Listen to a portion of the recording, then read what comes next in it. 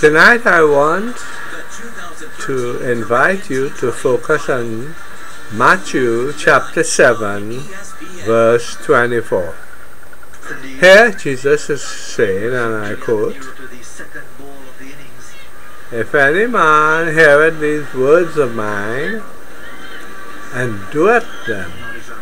So you got to hear and do. And when you do that, you are like a man who built his house upon a rock. And when the rains come, and the waters come, and the floods come, and the tsunami, as I would like to say, comes, that house shall stand. But he who builds his house upon sand, and when the rains come, and the floods come, and the waters come, and the tsunami come, it shall fall. So, he's telling us that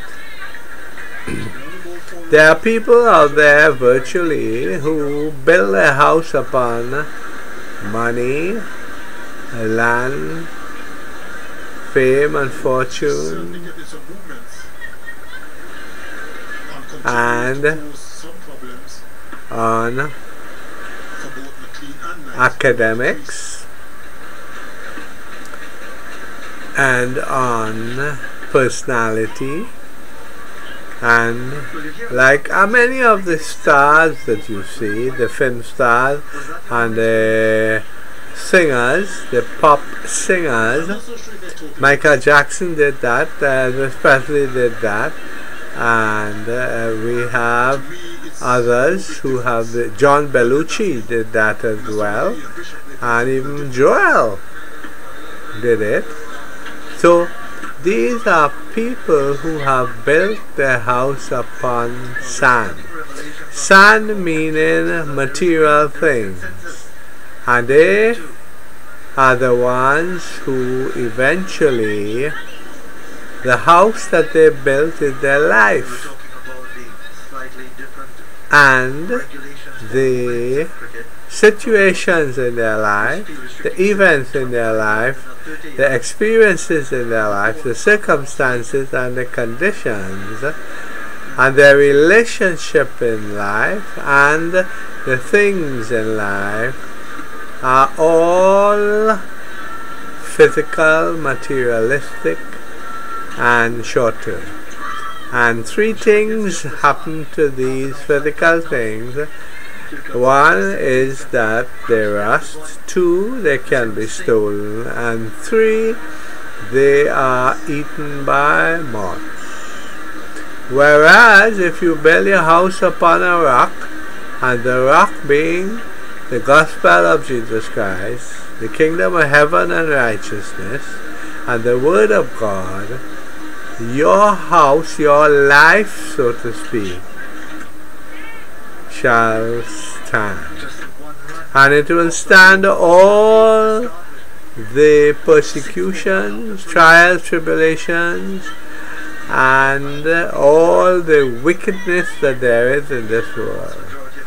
And it will stand.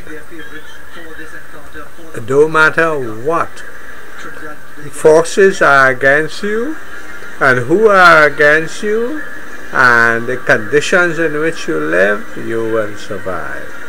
Remember, Jesus said further down in Matthew that if you save this life, that is, if you spend your life seeking the material and physical things alone, you will eventually lose it. And he who loses this life, that is, don't focus heavily on the material things in life, and instead focus on the word of God, the kingdom of heaven and righteousness, and the gospel of Jesus Christ, you shall save your life. Now, this is not a very easy thing to do simply because from the day we started going to school, or even from the day we are conceived and born, we are seeking material things and academics so that we could make a living and raise a family and acquire all the material things in life: house, land, money, property, jewelry, and fame and fortune, and what have you. So this is what Jesus, the changes that Jesus came to make. He moved from the physical, the carnal, into the spiritual. And he said, I am in the world physically, but I am not of this world, because my mind is not focused on this world. My mind is on the kingdom of heaven and righteousness. Your mind is on the kingdom of man and physical things. And your body is also in this physical world.